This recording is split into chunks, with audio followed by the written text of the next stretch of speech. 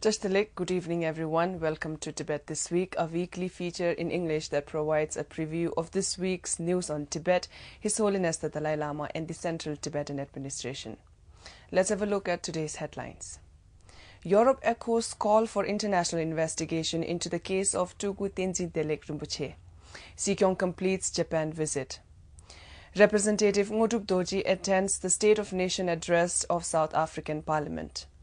Central Tibetan Administration organizes first Tibetan Women's Empowerment Conference. Information Secretary strengthens political advocacy for Tibet in the United Kingdom.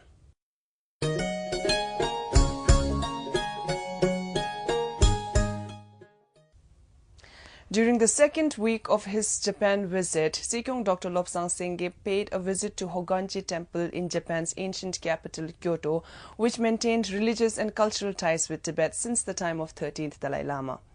While addressing the public on topics tragedy in Tibet, what's the way forward, and why Tibet matters for Asia, Sikyong said that to understand China, one must understand Tibet, and reminded that China is everywhere in Asia, and all these happened because people did not pay attention to what happened in Tibet 60 years ago. Sikyong also emphasized that Japanese people's support for issue of Tibet sends a powerful message to all the Buddhist countries in Asia that they stand for justice, non-violence and democracy, and that it also sends a message of hope and courage to the Tibetans suffering repression under China's rule.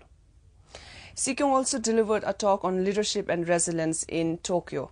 The talk was organized by Human Values Institute based in Japan, which works towards educating people about essential inner values in a non-religious context, primarily through education.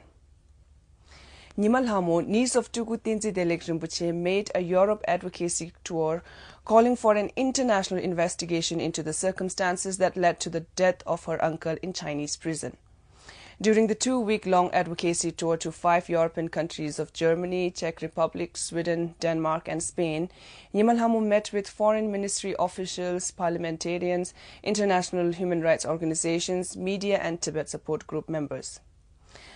German Human Rights Commissioner Dr. Barbel Kofler commended Nymal Hamo's courage and stressed on the importance of having eyewitness accounts of the human rights violations inside Tibet. And Mr. David Sarvenka, the Director of Human Rights and Transition Policy Department, Ministry of Foreign Affairs of Czech Republic, assured Nymal Hamo that he will engage with China on its human rights record, including the deteriorating human rights situation inside Tibet during the forthcoming 34th United Nations Human Rights Council session. Referring to the current situation inside Tibet, Nymal Hamo said the harassment and torture that her family has been subjected to since the imprisonment of Tulku Tenzin Delek Rinpoche is an example of what Tibetans inside Tibet, particularly the families of Tibetan political prisoners, continue to face. On Tuesday this week, Tibetan political leader Sikyong Dr. Lobsang Sengye inaugurated the first Tibetan Women's Empowerment Conference. The 3-day Tibetan Women's Empowerment Conference undertaken by Women's Empowerment Desk of the Department of Home witnessed an awe-inspiring attendance of more than 340 participants, including Tibetan nuns, women and men from across the social and political spectrum. Unveiling its premier Women's Empowerment Conference, Sikyong Dr. Lobsang Sengye said that organization of conference is a step in the right direction to carry forward the shared vision of His Holiness the Dalai Lama and the Central Tibetan Administration to promote leadership and compassionate qualities of women in social and political development of the Tibetan community. Highlighting the consistent increase in representation of women in Tibetan administrative bodies, Sikyong said that the vision of the conference is aimed beyond gender equality and on furthering women's role in all socio-economic and political activities. As part of its commitment on women's empowerment, the Tibetan political leader also announced that March 12 will henceforth be officially observed as Women's Day.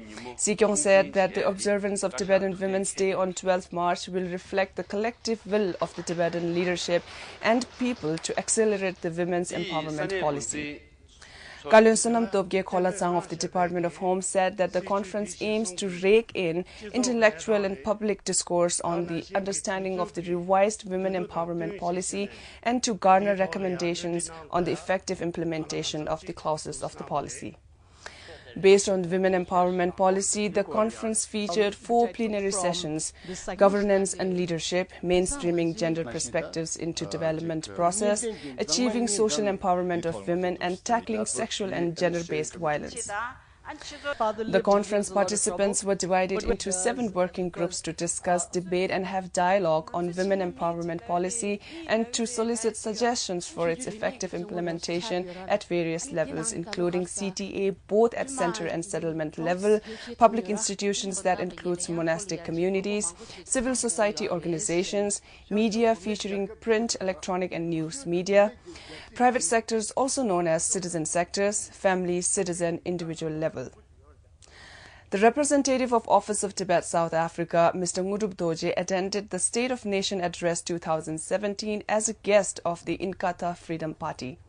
The State of Nation Address is a presidential address to a joint session of the Parliament before the start of the full Parliament debate.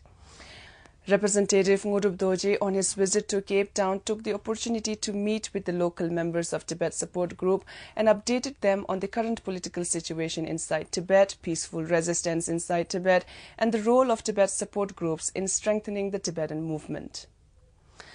The Office of Tibet London organized a week-long official visit of Ms. Tadun Sha-Ling, Secretary of Department of Information and International Relations, to the United Kingdom. The week-long engagement aimed to strengthen academic discourse, advocacy for and political engagement on the Tibet issue in light of changing international political climate and shifting positions of governments on China. Secretary Tadun spoke at the Borderline Conference on Religion, Nationalism and Identity at the University of Cambridge and on the topic Resolving the Tibet Question, the Strategic Relevance and Importance of Middle Way Approach at the University of Westminster.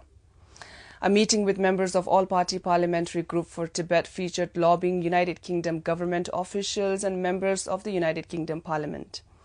Besides holding discussions with UK-based Tibet support groups, the visit concluded with an interaction with the members of Tibetan community in Britain on CTA's future priorities and role of diaspora Tibetans in strengthening CTA's 550 vision.